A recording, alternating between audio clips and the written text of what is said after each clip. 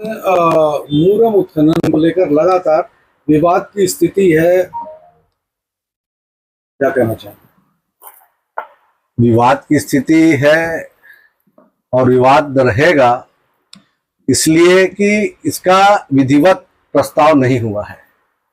जिस प्रकार से हमारे नगर पालिका के उपाध्यक्ष अशोक वापना जी, ईश्वर शर्मा जी, अनुज साहू जी, मुकुंद पटेल जी, मीना जोशी जी सहित सभी पार्षदों से ये चर्चा हुआ है, उसमें कहा रहा था कि भाई हमारे को इस प्रकार की कोई जानकारी नहीं है कि बांद्रम में किसी व्यक्ति को प्रस्ताव दिया हुआ है।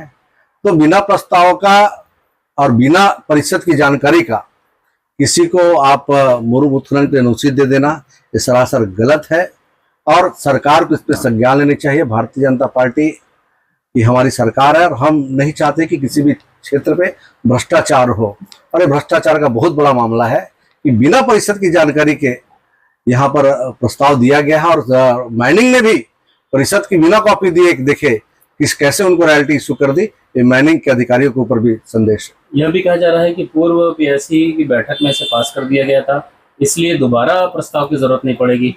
पीएससी के बारे में मुझे जानकारी नहीं है, मैं पीएससी में तो हूँ नहीं, मैं तो वर्तमान में वहाँ पे कोई पदाधिकारी नहीं हूँ।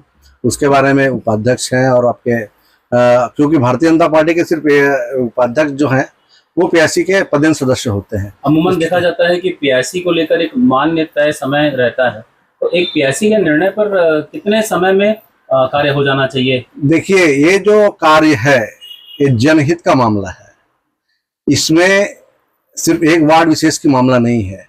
जब जनहित का मामला आता है ये पूरी परिषद का मामला होता है, इसमें पीएससी का मामला ही नहीं बनता। पीएससी अनुमोदित कर ही नहीं सकती, और पीएससी अगर अनुमोदित करती है तो उसको परिषद में पास होना चाहिए, तब जाकर के आप किसी भी को मुरुम का दे सकते हैं। क्योंकि ये शासकीय जमीन है, शासकीय तालाब है ना। और हम लोग ने भी पिछले बार दिया हुआ था, एक जो रोड की कंपनी यहाँ पर काम कर रही थी उसको जरूरत थी, उनको विधिवत हमने दिया था, उनका आवेदन आया हमारे पास में और हमने परिषद में उस चीज को रखा। और परिषद में रखने के बाद में एक अगर उसके वाहन जो चलेगा उससे अगर सड़क को नुकसान होगा तो उसकी जो भरपाई कैसे होगी, उसके लिए हमने उससे 5,000 रुपए 5 लाख रुपए डिपॉजिट भी कराया।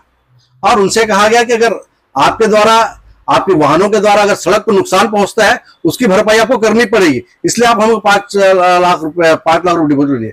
अब इस जिसको भी रॉयल्टी या इशू हुआ है, जिसको प्रस्ताव दिया गया, इनसे किन नियम शर्त में परिषद हो, चाहे अध्यक्ष हो, चाहे उपाध्यक्ष हो, चाहे सीएमओ हो, इन लोगों ने किस शर्तों पर, किस बिना पर इसको